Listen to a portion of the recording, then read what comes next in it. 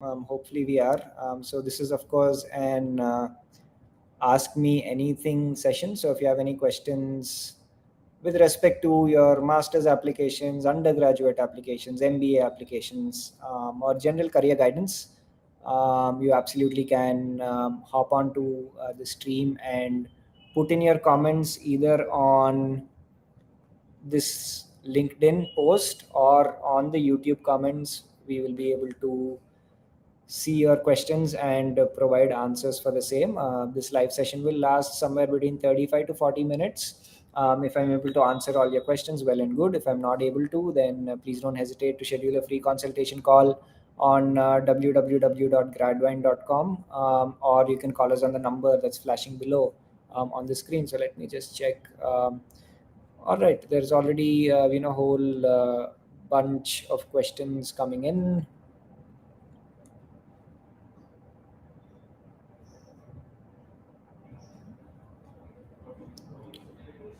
All right, we have a few questions coming in. I'll start answering them. IIT Madras MTech in Data Science versus TAMU MS Industrial Engineering with Data Science.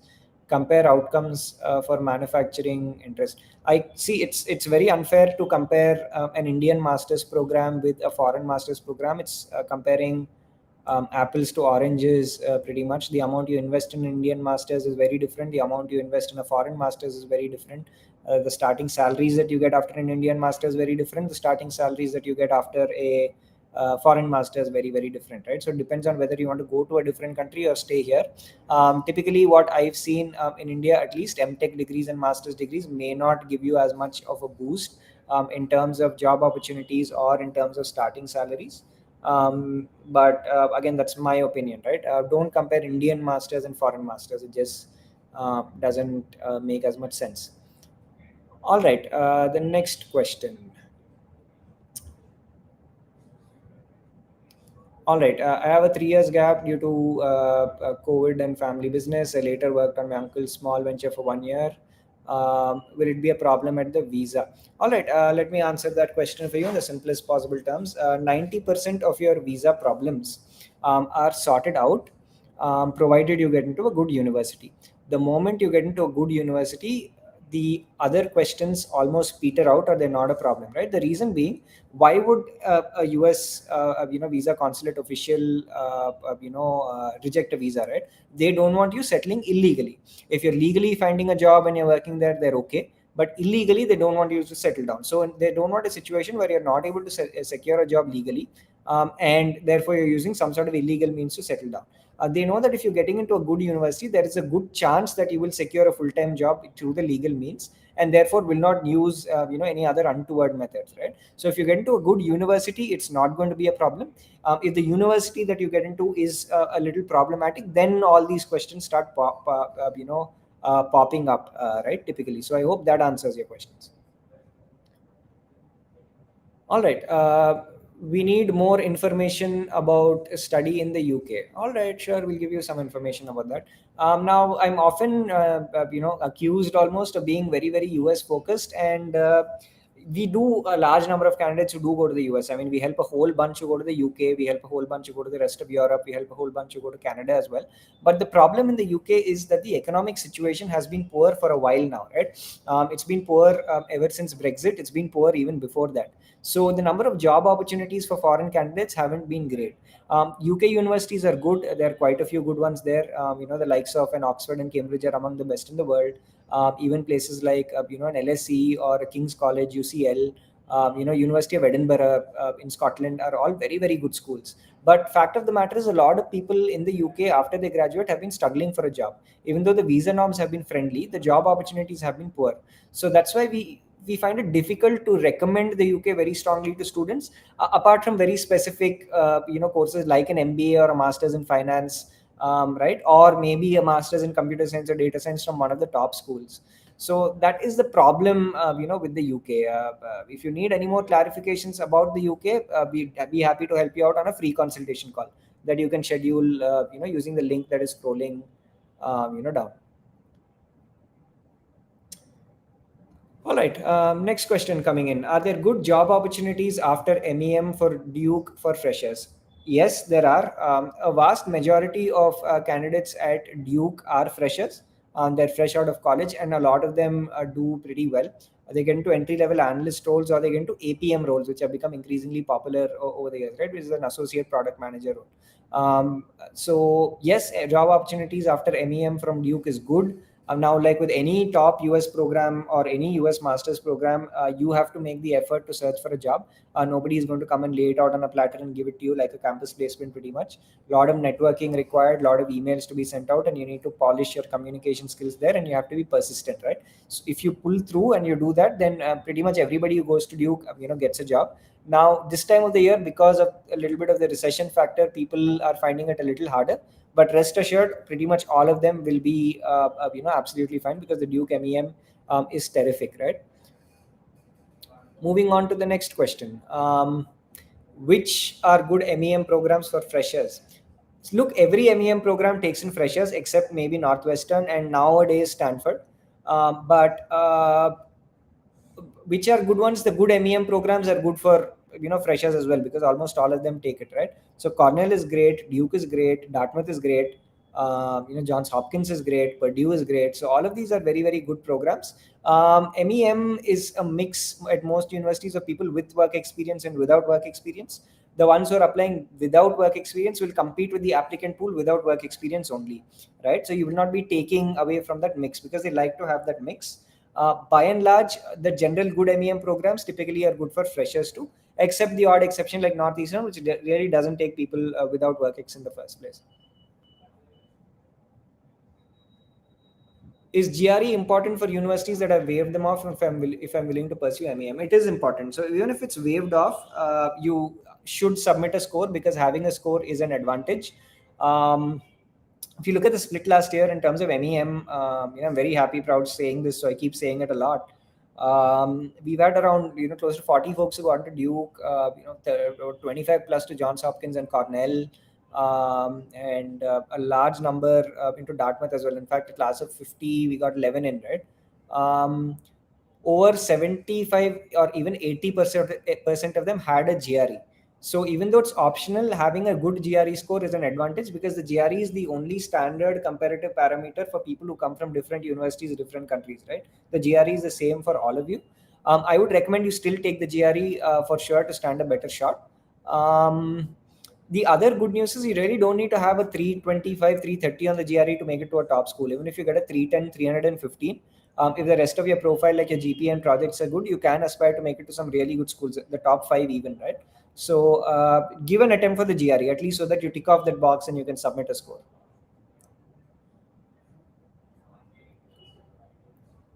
All right, I'm aiming for CS at Carnegie Mellon. I would need a question. So if you can complete your question, I'd be happy to answer that.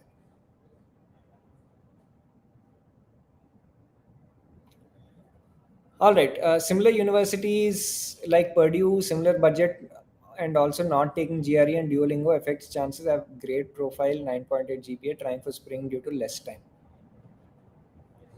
I cannot understand the question here. First of all, you will need a verbal aptitude test, whether it's Duolingo, TOEFL, or IELTS. You'll need one of them.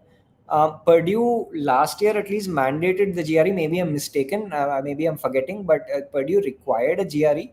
But yeah, if you have a GPA of a 9.8, you should have a solid shot, because the GPA and your projects are the most important factors for getting into the program. If for the spring, again, I'm not able to remember at the top of my head, if they waived it off, then maybe consider applying, because your GPA is very high and you're saying that you have 6+ internships. Maybe you'll have a more than decent chance of getting in, but you will definitely need a verbal aptitude test. It's very, very difficult for you to apply without a TOEFL or an IELTS.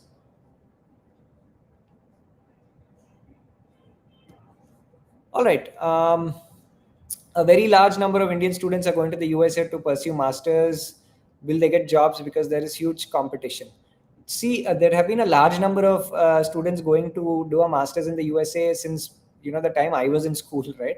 So for the last 20, 25 years, if not more, there have been a large number of people going and doing a master's in the US, and for good reason, because there are job opportunities. You'll have to understand that the US is the largest economy in the world, right? And the kind of growth that they have been seeing they do need international talent, especially in the field of tech and tech management, to try and push that engine of growth. That's why there is always going to be a demand for international candidates, right? Competition is going to be there, but the amount of opportunities are also very high. This is not new. People have been going to the US for a very long time. People have been securing jobs, and they've been going and securing jobs for good reason. Again, I don't get anything promoting the US. We help students apply to the US. We help students applying to the UK. We help students applying to all over the world. But the US is by far the best job market. Does 8.55 GPA rule me out of contention for UIUC MCS? That's a tough one. UIUC, the computer science program is terrific. It's one among the best programs in the world. I think it would be ambitious, but maybe worth a shot, but it's a borderline call. I wouldn't say rule out, but it might be a little difficult, but certainly not impossible.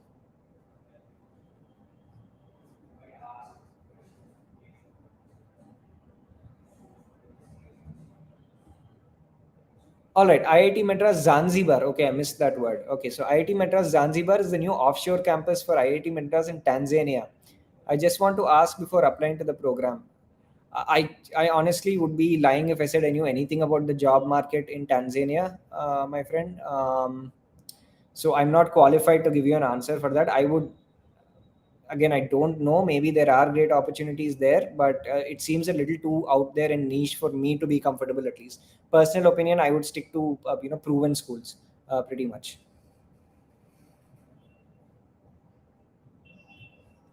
All right, should I read finally an undergrad question? I'm so happy about that. Should I retake a 1500, 710, 790, and math and 710 English for a T25 university for undergrad in the US? Good question. 1500 is a great score, first of all. So, congratulations on that. It's a very, very good score.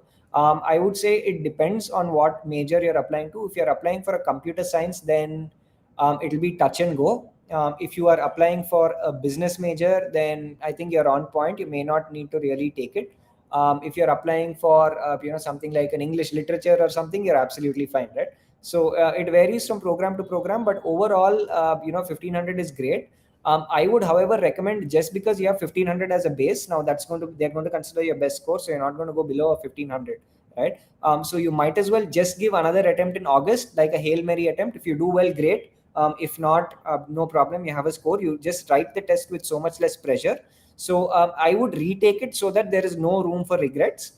If you don't improve also with a 1500, I would still apply with some level of confidence. So congratulations on that score. If you need any help with the application process, do schedule a free consultation on gradvine.com, and we'd be happy to tell you how you need to plan your application strategy, because it is very, very tight right now for UG. It's a far, far more complex process. The number of essays you have to attempt, whether you start with, how you start with the common app, which supplementary essays do you start with first, when do you tackle the UC application system if you are interested in California colleges. All of that is, very, very important. And if you strategize well, that's half the battle won. So we'd be happy to help you out with that strategy, and of course, help you out with your university shortlist, and your essays, both from a technical and a creative perspective, right? So do get in touch with that. All right, UIUC Information Management versus UMCP Information Systems. Which course has great curriculum in terms of placement? I'll be honest with you, your curriculum in the US will not play as much of a role in terms of placement, especially when you're comparing very similar programs.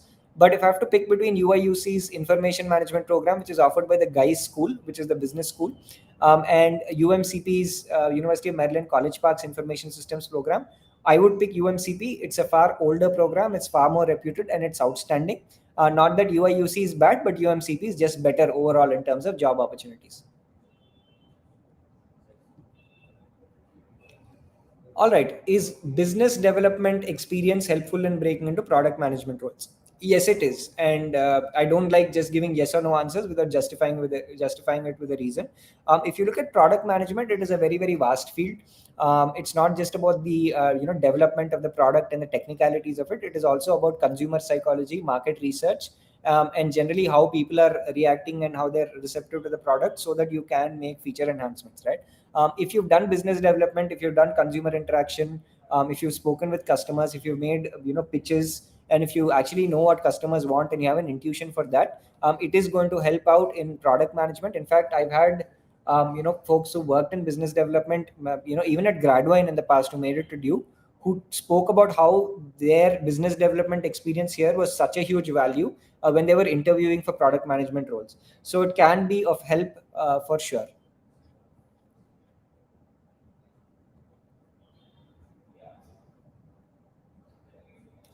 All right, would you recommend business or CS as a major for pre-med as a backup? I see. First of all, I don't know. You can't do business and CS as a pre-med. Should it be a backup? It really depends on your interest, my friend. I would never keep CS as a backup because the CS application itself is very, very intense because of the amount of competition involved. You can keep business as a backup because it's a little easier to get into. I'd love to have a consultation with you, right? So just schedule that because I'm sort of wondering what your subject combinations are if you are looking for pre-med and then you are also considering business and CS. That must be a terrifically tough load of subjects that you've taken. So please schedule that consultation and then we'll be able to evaluate a little better. But CS, first of all, if the question is, can I do business and CS as a major for pre-med? No, you cannot do it. Can you use CS as a backup? No. Can you use business as a backup instead of pre-med? You can because at least it's easier to get it.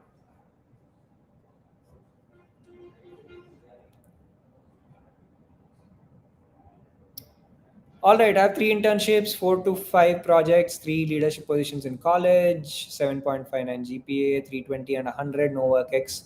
All right, Aravind, that seems like a decent profile, my friend. I've had similar profiles even make it to Duke in the past. So I would keep Duke in my ambitious schools.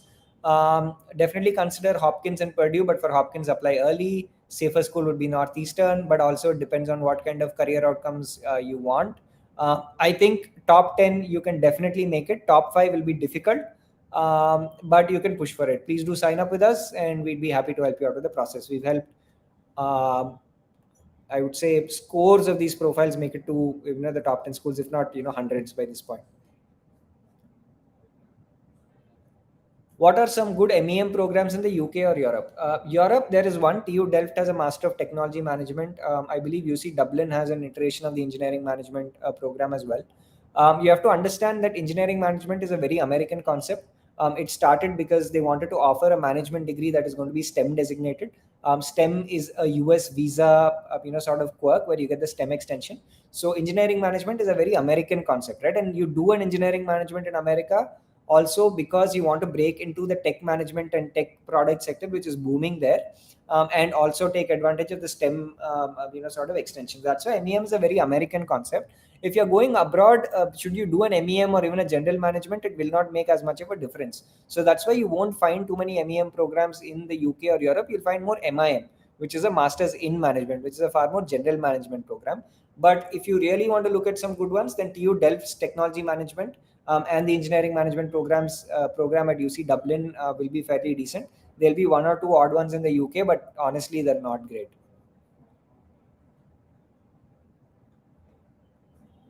All right, can I connect with you personally? I get, my friend, my inbox on LinkedIn is flooded, right? So I get like at least 4 or 5 messages a day, just inquiries apart from other things. I wish I could do like a one-on-one reply, and I used to do it honestly. You can ask some of the people who come to Gradvine. I used to reply personally a lot in the past, but it's getting very, very difficult. Unfortunately, I can't do that.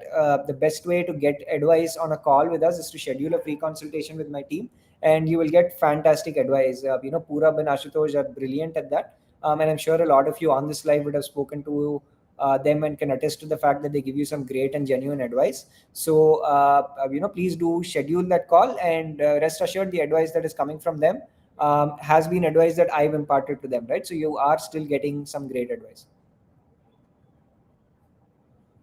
Do you guys give college counseling and mentoring for students interested in a bachelor's? Yeah, of course we do. So that's the problem, right? Because Gradvine does such volumes in masters, we do 700 paying students a year, which is huge, right? People think we do only masters. We do around 100 undergraduate applications as well every year. It's just that because of the sheer volume of the masters, because of more people going for masters, that we've been almost typecast into a master's admissions counseling place, almost like a victim of our own success, right? Pretty much. But we do a whole bunch of undergraduate applications. We've had people who made it to MIT, Stanford, Princeton, Berkeley just last year for a variety of majors. For pre-med courses, they made it to places like Johns Hopkins, which is one of the best in the world, right? Yes, we absolutely mentor them. You can get in touch with us and you can find out how we can help you with your process. And if it's undergrad, I recommend you start quickly. Time is of the essence, my friend.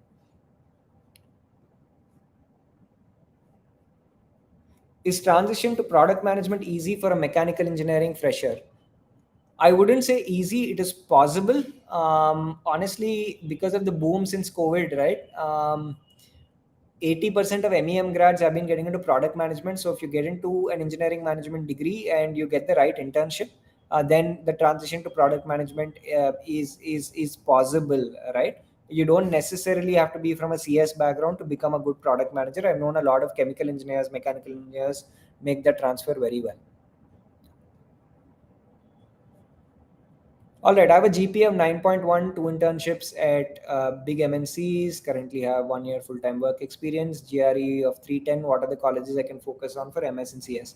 I mean, to give you a more accurate assessment, I would need to know which undergrad institution you're from, because that also makes a difference to an extent for CS.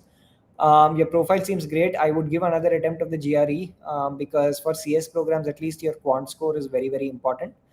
For the honestly, the profile that you have in hand, you can very seriously push for a top 20. I'm talking about maybe give an attempt at something like a Columbia or a UPenn, maybe even push for a Georgia Tech, or a USC and a Texas A&M, right? But most candidates in that peer group will have a very similar GPA and profile, but they will have a GRE of a 320 as well, right?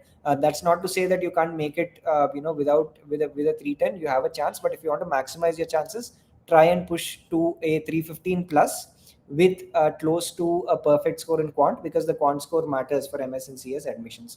But overall, I would still be applying irrespective, at the top 20 schools, like the ones that I mentioned. Your safety schools would lie in the around the 30 35 mark. If you want to know what top ones I'm referring to, then Gradvine has done an MS and CS rankings specifically focused on return on investment for international candidates and the reputation of the program, right? So it doesn't take into account nonsense like the amount of citations professors have, and stuff like that, because that doesn't make a difference at the end of the day to international candidates who are going and doing a CS to get a job. But based on our rankings, I think you can push for a top 20 30. When you're picking safety schools, please pick the right locations. That plays a much bigger role. All right. I get a question like this pretty much on every live, at least for the last 3 4 months. Should I worry about the recession while applying for study abroad? Considering the financial factor, will it affect my study abroad journey? You'll have to understand the recession is real. It is happening. It is happening as we speak. But you will be applying now. You'll be starting college 1 year later. You'll be graduating maybe 2.5 or 3 years later. Recessions don't last that long. Honestly, if this recession lasts for 3 years, we are in a lot of trouble, right? All of us, not just you and your job search. So recessions don't affect people who are currently applying or who are currently joining college. It is for people who are completing and graduating into it. The people who are completing and graduating into it, at this point in time, applied maybe 2.5 years back. So if they asked me that question, obviously what answer would I give? There was no recession at that point, right? So for people applying now, don't even take into consideration the current factors. It is not going to stay the same, right? All right. Applying fall 24 for MIS. I'm writing GRE in September. End. Is it going to cause any problem? You should be okay. Fortunately, MIS deadlines are typically late, but even the early ones, the November 15th, November 1st deadlines, you should be able to make it if you write the GRE in September, provided you've started working on your application materials already. For example, Indiana Kelly has an early deadline which will only require a test score and a resume, and they give admits in December, from what I understand. Except that, all the other deadlines will be either December 15, Jan 15, so you should be okay, but don't push it too much longer. I'm assuming that's the final attempt that you're going to give.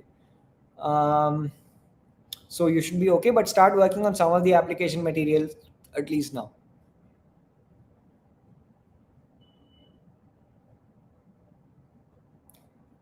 All right, I've done masters in chemical engineering from IIT Guwahati. I'm thinking of doing masters again in chemical and energy engineering. Will they accept my admission application because of double masters? They should. They should accept it. They will not have a problem. If you want to be absolutely sure, then my recommendation again would be just to write an email to the university and check if they're going to accept it. I don't see a problem.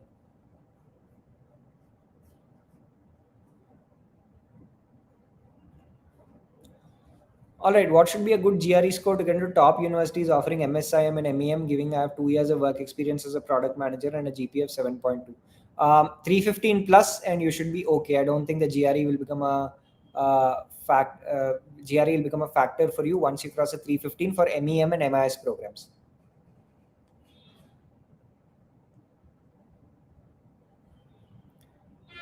All right, very confused about the UG process. All right, intergalactic bot.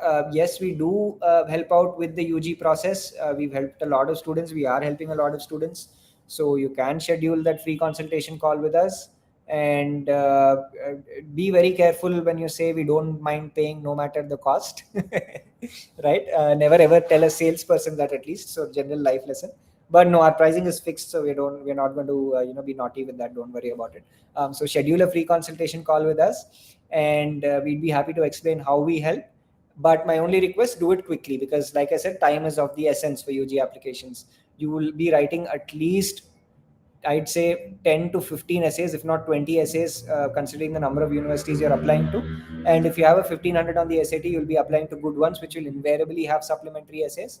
So we need to start with that quickly. So schedule that free consultation, and we'll jump, right into the process.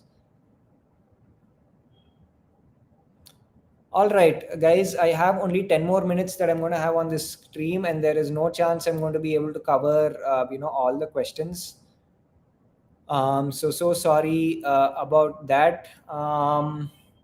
If I'm not able to answer your questions, you can always schedule a free consultation call on gradvine.com, and our team would be, super happy to help you out and answer your questions. Of course, we'll be pitching our services as well, but that is only after clarifying all the questions that you have. People swear by our free consultation calls, so by all means, go ahead and do it, and that's the best way for you to get one-on-one advice if I'm not able to answer your questions. Let me wrap up by answering a few more. What is the key to get best scholarships? Most scholarships in the US are given on the basis of the strength of your profile. So if you have a strong profile, then the scholarship is offered with the offer of admission itself. In the end, they might also ask you to write an additional scholarship essay, and you'll have to attempt that while submitting your application. If you're applying for more research-based programs, scholarships are more likely. If you're attempting more non-thesis and engineering project-based programs that take you into corporate, project scholarships are fewer. All right. I would like to know, go to colleges for US in MS in 2025 spring. May I know the early deadline? See, if you're planning that far ahead, just apply for the fall. Deadlines are going to be around August, September, October. But early August is a good time to submit your applications for all of them. But if you're really thinking about 2025 and all, just apply for the fall. You have far more options.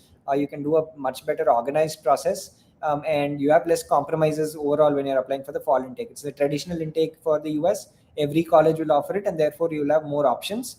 I've told you what the deadlines are, but my recommendation, just stick to the fall if you are planning so far ahead.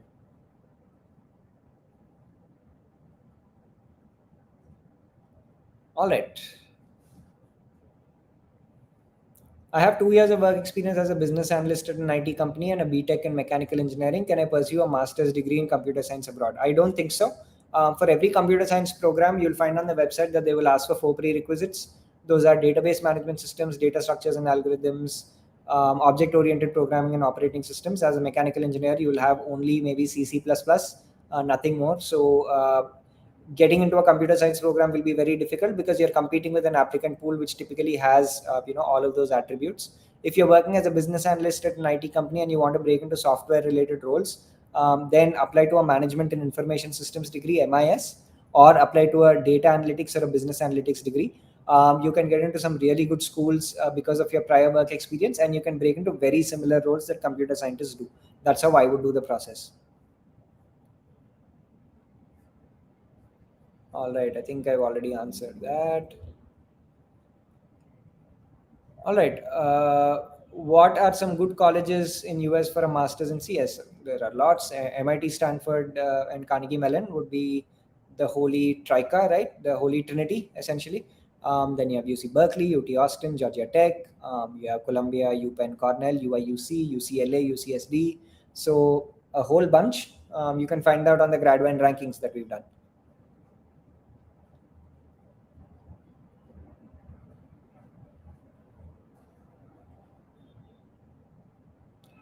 All right. I'm pursuing a BCA right now. Should I get work experience first, or should I apply for a master's in CS in America? See, if you're doing a BCA, I'm assuming it's a three-year degree that comes with a whole host of its own complications. US 3-year degrees for CS, they're a little iffy. You can write to universities and ask, but they're going to dilly-dally and ask you for a WES evaluation and a whole process. If you're doing a BCA, I would get a little bit of work experience. That will enhance your profile and maybe help you stand out with a whole bunch of engineering computer science graduates. All right. Do we need work experience to apply for MIS? For most programs, yes. For some programs, no. Like, for example, if you're looking at the University of Washington, you don't, because they have an early career track that takes in freshers. If you're applying for UC Berkeley, yes, they have a strong preference for work experience. If you're applying for something along the lines of University of Illinois, Chicago, University of Cincinnati, one of these, you might be able to get in without WorkX because they're not as competitive, perhaps. Carnegie Mellon, people have applied without WorkX in the past, but they've been shifted to a different campus. They've been shifted to a different program, like a software engineering. So yeah, I mean, you can in theory apply for MIS, maybe get into a couple of places without WorkX. But if you're very serious about doing a proper full application process, for an MIS, I would recommend you get work experience.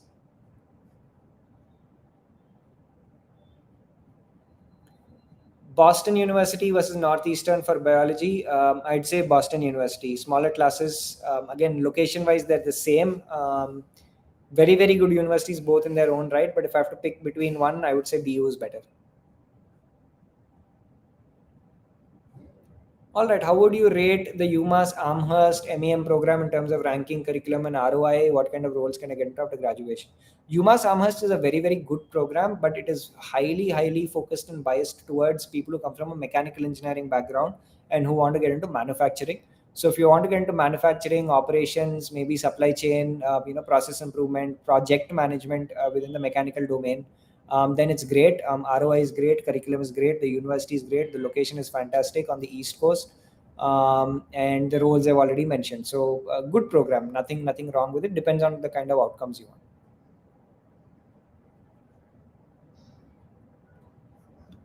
All right, my son is looking for an MS data science course for 2024 August. He's in his final year of BTech CSC in data science. Yes, we do help with a lot of programs. MS in data science, sir. I would recommend that you look at MS in data science a little bit more critically, because data science programs in the US prefer people who come from a little bit more of a theoretical mathematics background as opposed to the application background that computer science is. So the amount of subject matter expertise in mathematics is assumed to be a little less for pure computer science guys as opposed to a mathematics honors or a BSc mathematics guy. So that's why I would say data science, maybe apply for a few, but also apply to computer science and data analytics programs as backups. For data science, you need a strong research background and academic theoretical mathematics background for sure.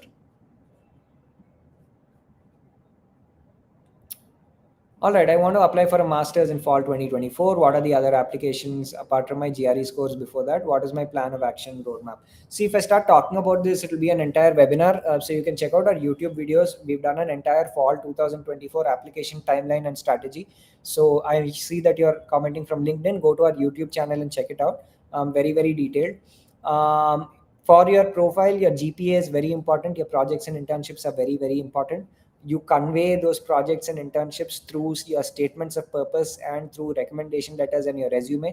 So you need to get your statements of purpose, resume, and recommendation letters in place. If you work at a very, very efficient speed, that's going to take you about 30 to 45 days. Depending on your program, your deadlines will start sometime in the middle of November, going up till the first or second week of January. So therefore, August is pretty much high time that you need to start with all the application materials at the very latest. And if you get your GRE score sometime before October in hand, it's fine. Now we've done an ideal application timeline that helps you avoid certain pitfalls. You can refer to that on our YouTube channel. Also, if you want a more personalized piece of advice in terms of how you need to plan your timeline, you can schedule a free consultation call on www.gradvine.com, and my team would be more than happy to advise you.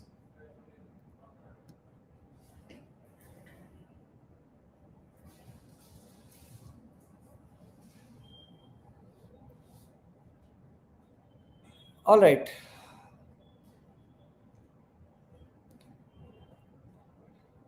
I'm just trying to capture some of the questions here. I just lost them.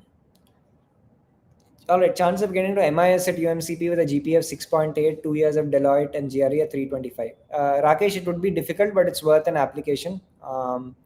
Apply UMCP fortunately hasn't been a very GPA focused school, but that being said, the lowest GPAs I've seen get in were a 7.2, 7.3. With a 6.8, I honestly haven't seen too many people crack it, but it's worth a shot because Deloitte is decent, your GRE score is very good. So you have the profile. Otherwise, I would apply and give it a shot if I were you.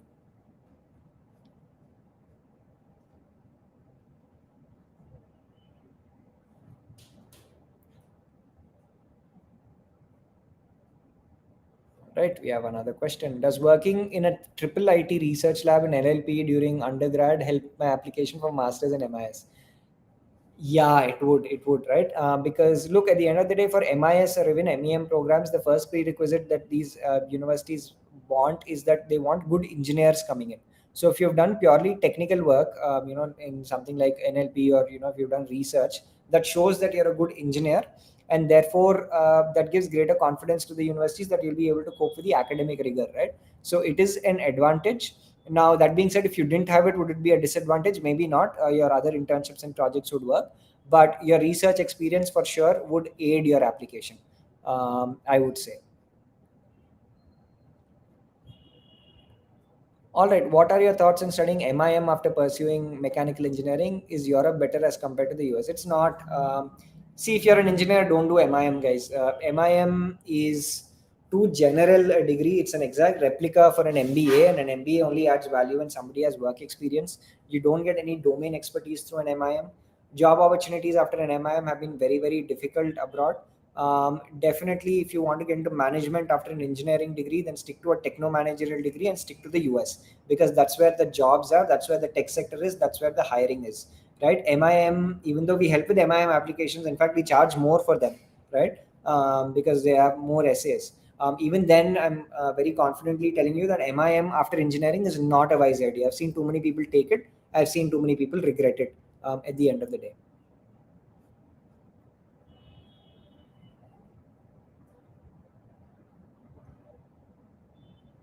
All right, last question for the day before I drop off. If you don't mind, it would be helpful to know your profile when you are applying for Dartmouth so that we can get a kind of estimate of the profiles the colleges are looking for. All right, it's going to be a fun one to answer, right? So, when I was applying for Dartmouth, it was ancient history, my friend.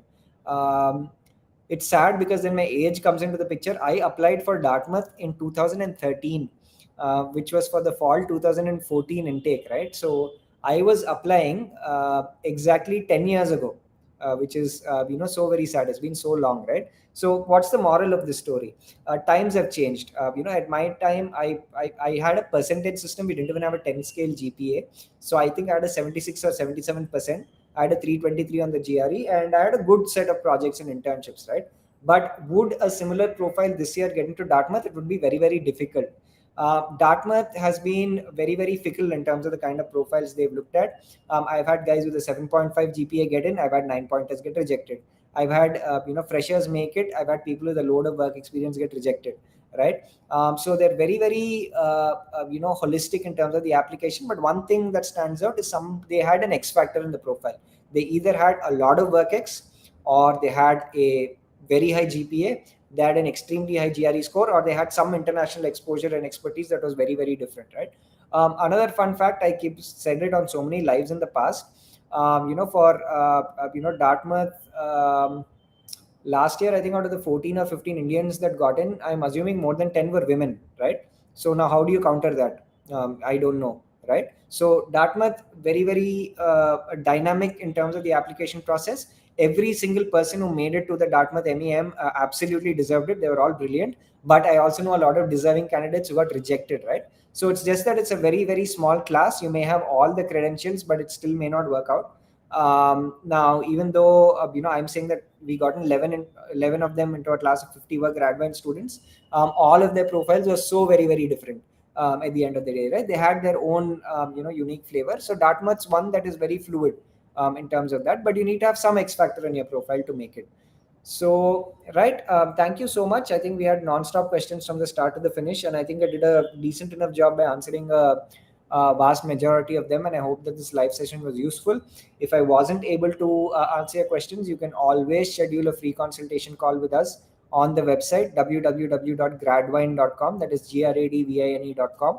Or you can call us on the number that's flashing on the screen, which we paid a lot of money for to try and understand how you can book a free consultation call. Please take advantage of that free consultation call. We give some great information on there. It's not a sales call like every other consultant out there. That's why we call it a free consultation, where we genuinely give you advice.